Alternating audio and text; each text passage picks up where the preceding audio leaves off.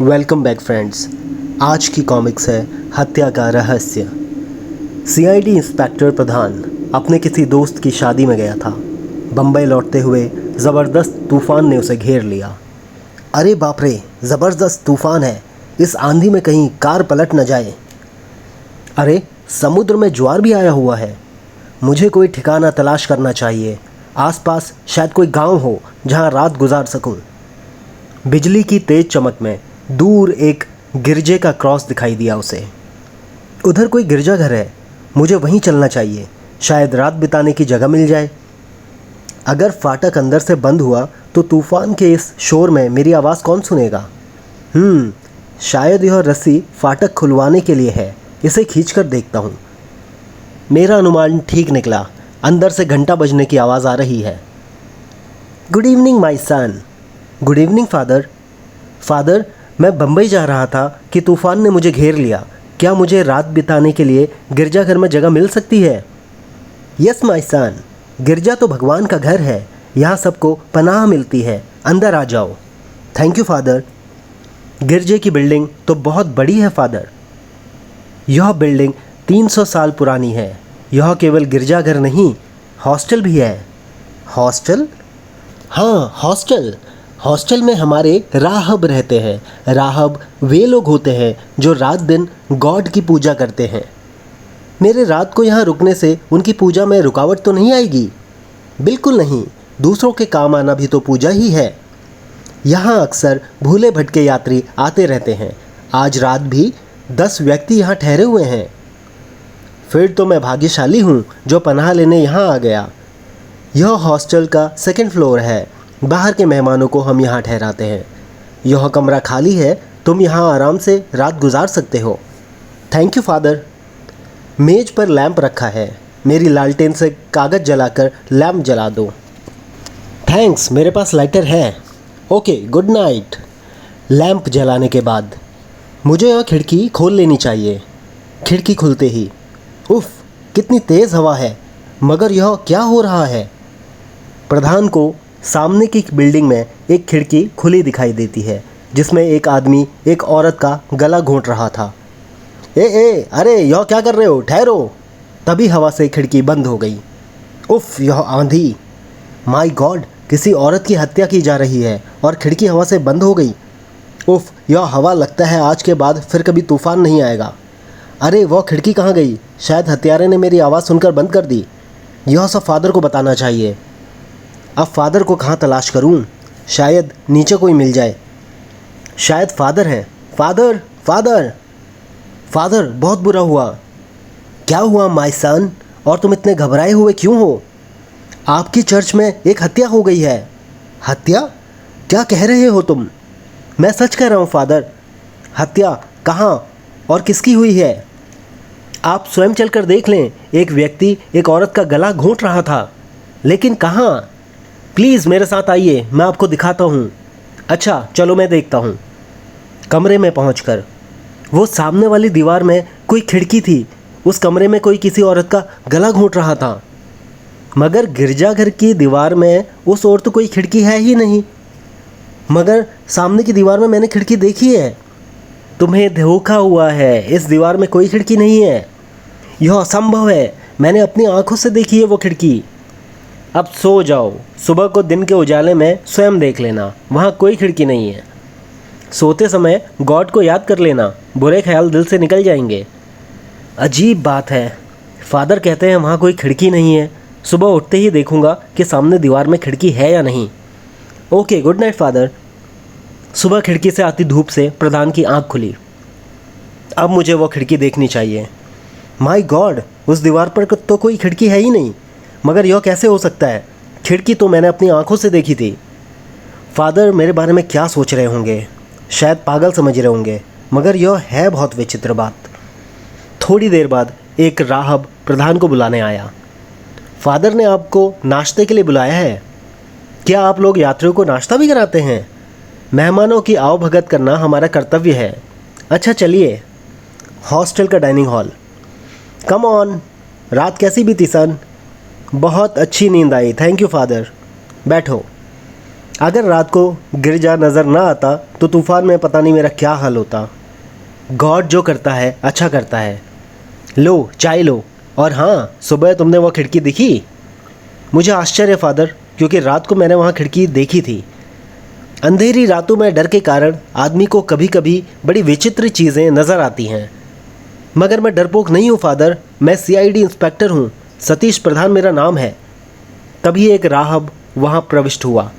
Father, अनर्थ हो गया, रात गिरजे के तहखाने में चोरी हो गई। चोरी? हाँ फादर, प्राचीन काल का सारा कीमती सामान चोरी हो गया। यह तुम क्या कह रहे हो विल्सन? आप स्वयं चलकर देख लीजिए फादर। चलो। तभी आनन फानन सभी तहखाने में पहुँचे।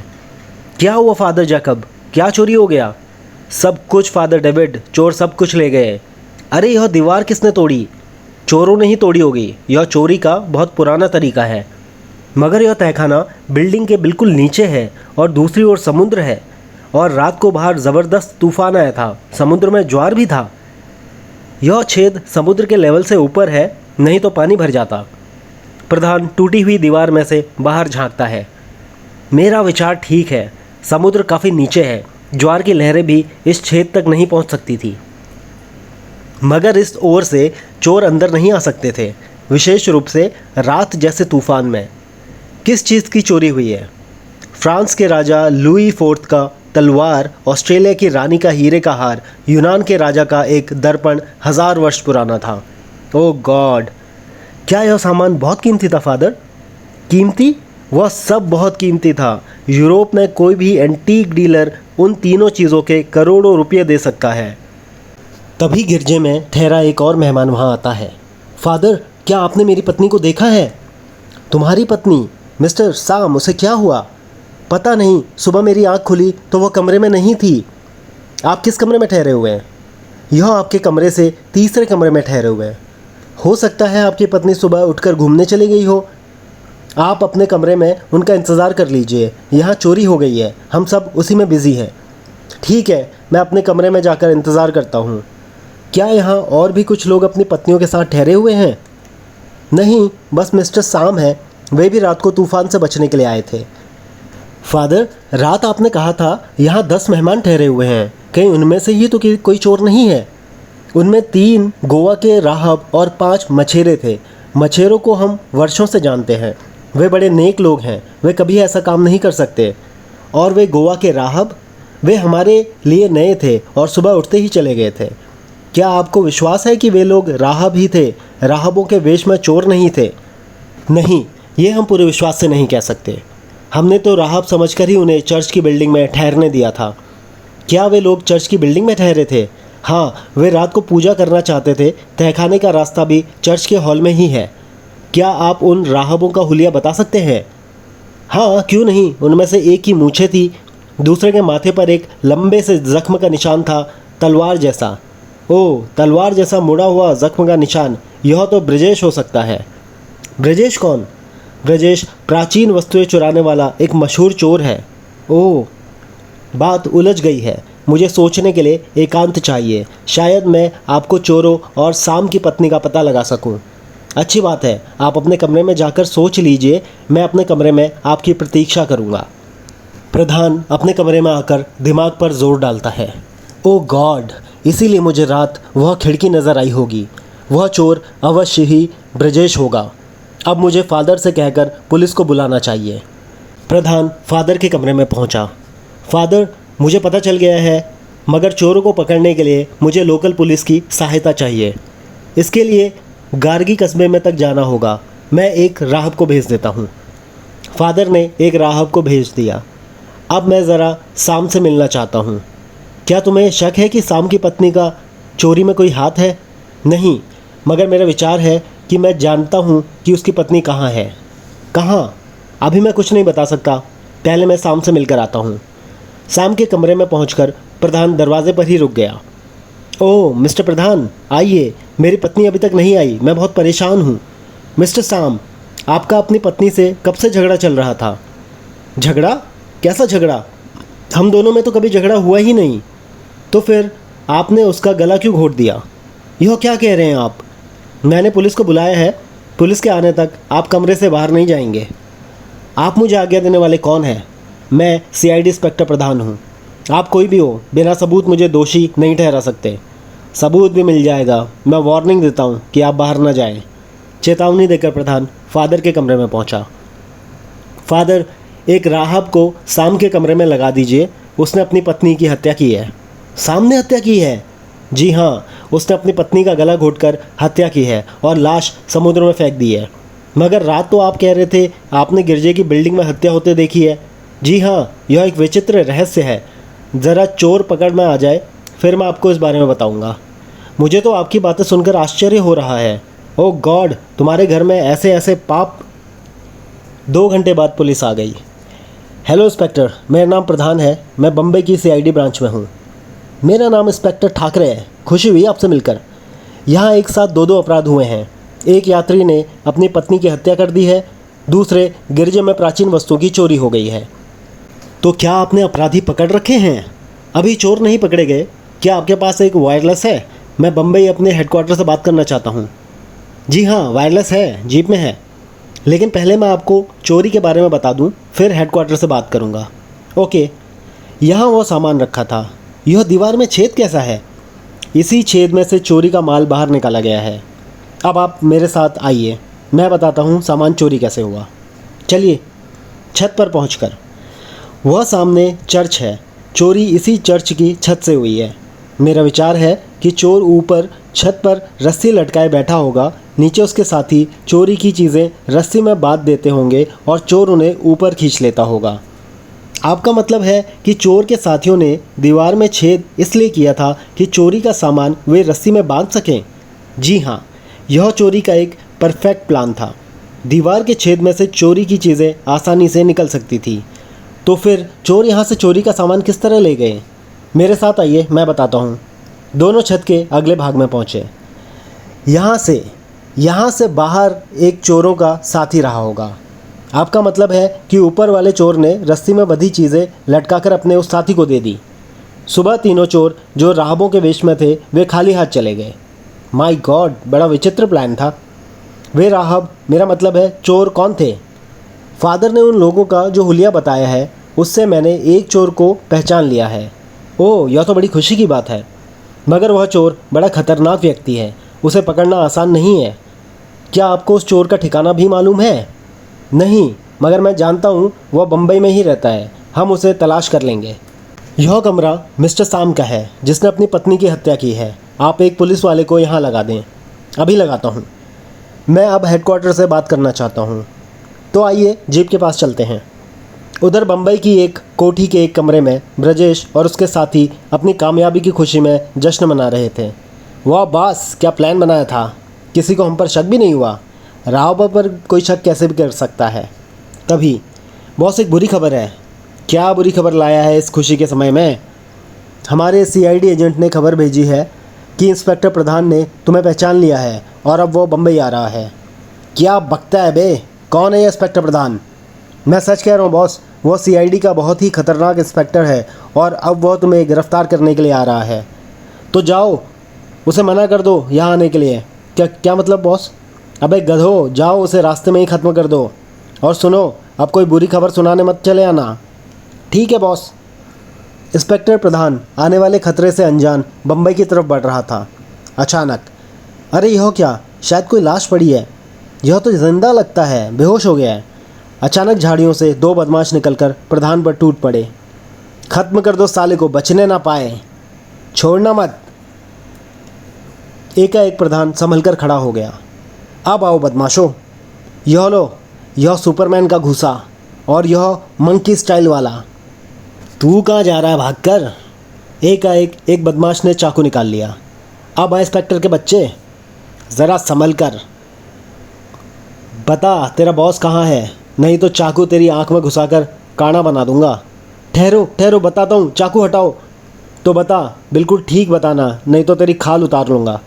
बताता हूँ, सच बताता हूँ, भगवान के लिए चाकू तो हटाओ। बताता हूँ, मुझे मारो मत। वह बांदरा रोड कोठी नंबर C5 में है। अब आया ना रास्ते पर। वह उसकी गर्दन पर हथेली का वार करके उसे भी बेहोश कर देता है। इन्हें कार में डालकर हेडक्वार्टर ले चलता हूँ। वहाँ से फोर्स लेकर ब्रजेश की कोठी पर रेड करूँगा। पुलिस हेडक्वार्टर के बाहर। कार में 3 गुंडे बेहोश पड़े हैं, उन्हें उठवाकर हवालात में बंद कर दो। अच्छा साहब, हमें अभी छापा मारना होगा, तुम कम से कम 15 सिपाही तैयार करो। ओके इंस्पेक्टर, मैं 10 मिनट में तैयारी कर लेता हूँ।